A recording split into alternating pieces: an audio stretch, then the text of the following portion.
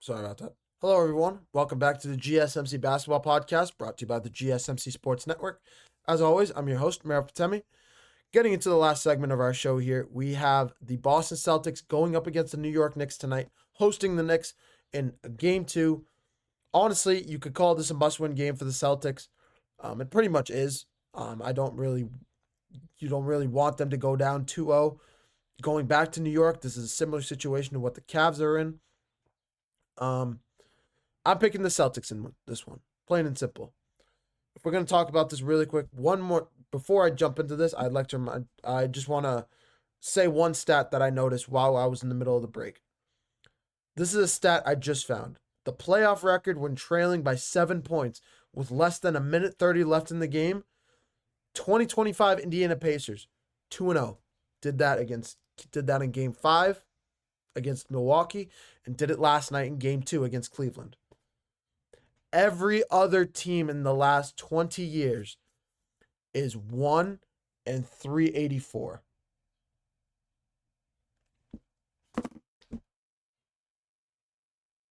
Shout out House of Highlights for that one. Just let that sit for a second. That is how good this Indiana Pacers team is. It's an insane stat, and shout out House of Highlights for that one. But getting right back into what I was talking about here, the Knicks and Celtics. Game 2, big series on the line, big game. Celtics dropping game 1 in honestly miserable fashion after taking a 20-point lead in the second half. You miss 45 three-pointers.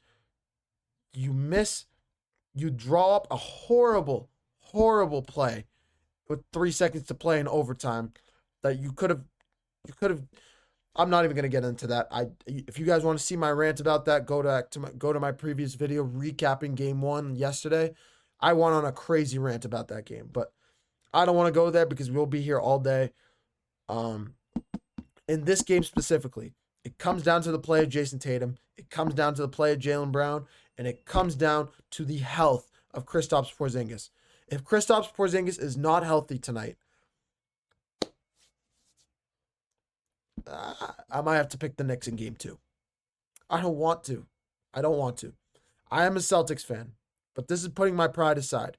If the Celtics do not have Porzingis tonight, not only does it mean that Mitchell Robinson and Karl-Anthony Towns are going to have another field day like they did in game 1, Cat had a quieter shooting night in game 1 as well.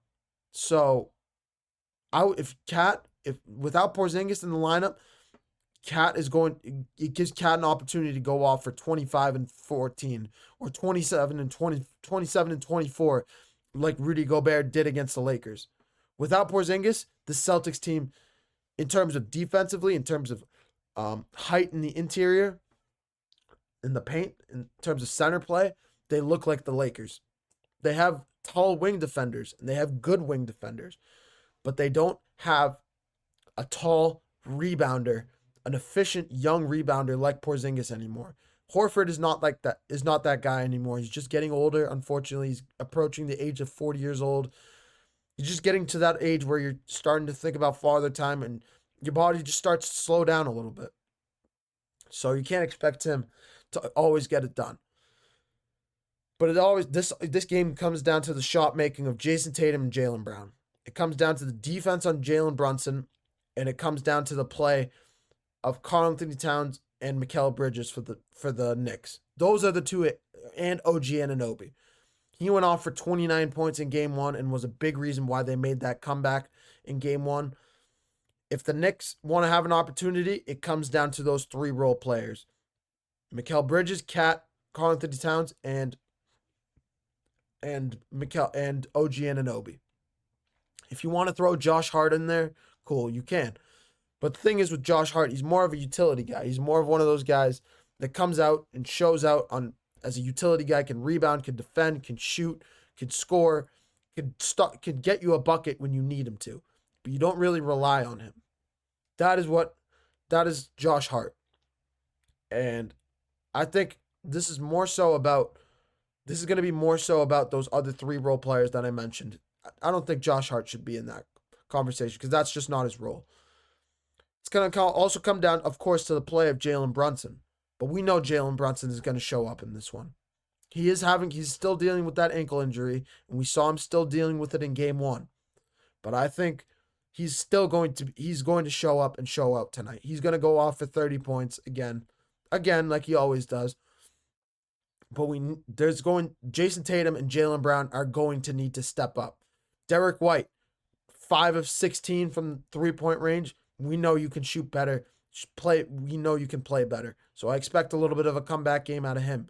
Drew Holiday was the best player on the floor, honestly, for the Celtics in game 1. His defense on Jalen Brunson was crucial down the stretch.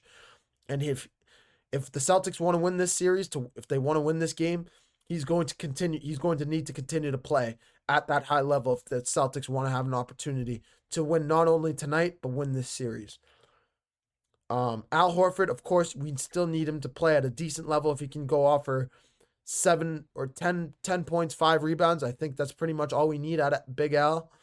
But this really comes down to the health of Kristaps Porzingis.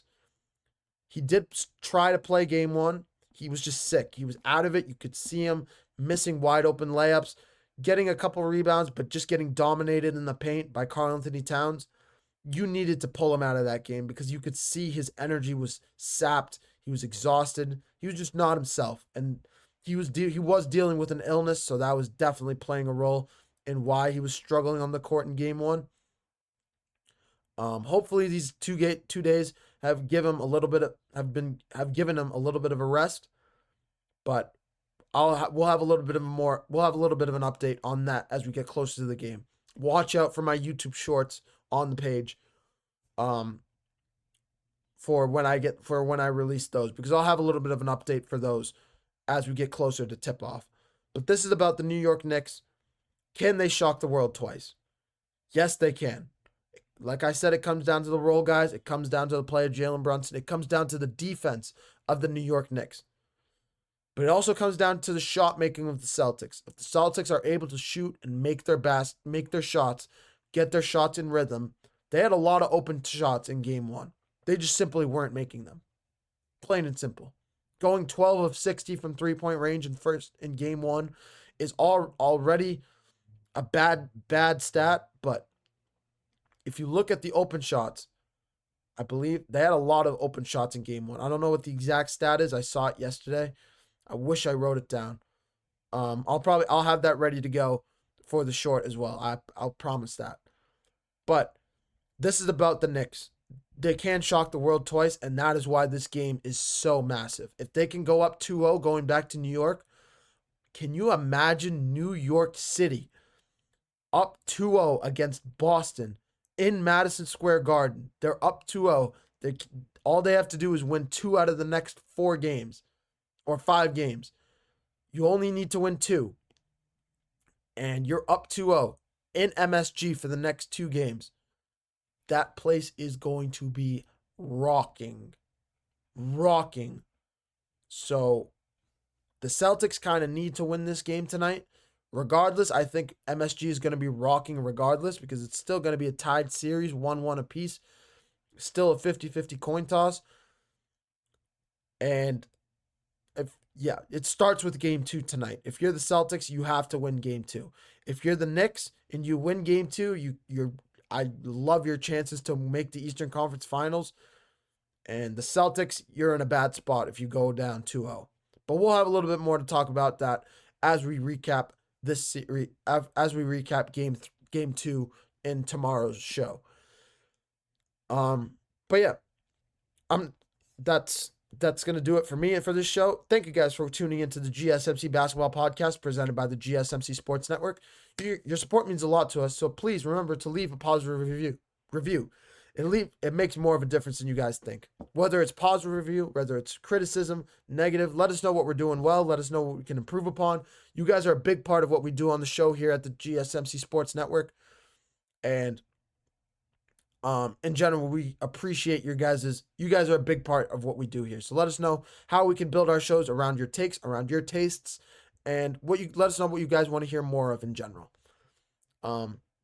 If for more content and updates, be sure to follow us on Twitter, TikTok, Facebook, and Instagram for more content and updates. Thank you guys for tuning into the GSMC Basketball Podcast. We got 2 more games slated for tonight. We have Knicks Celtics to start it off, and then we got Nuggets Thunder to close out the night. I'll have a recap to close out. I'll have a recap of those games in tomorrow's show as well. I hope you guys have a wonderful rest of your days. This is the host of the GSMC Basketball Podcast, Mayor Fatemi, signing off. Bye-bye.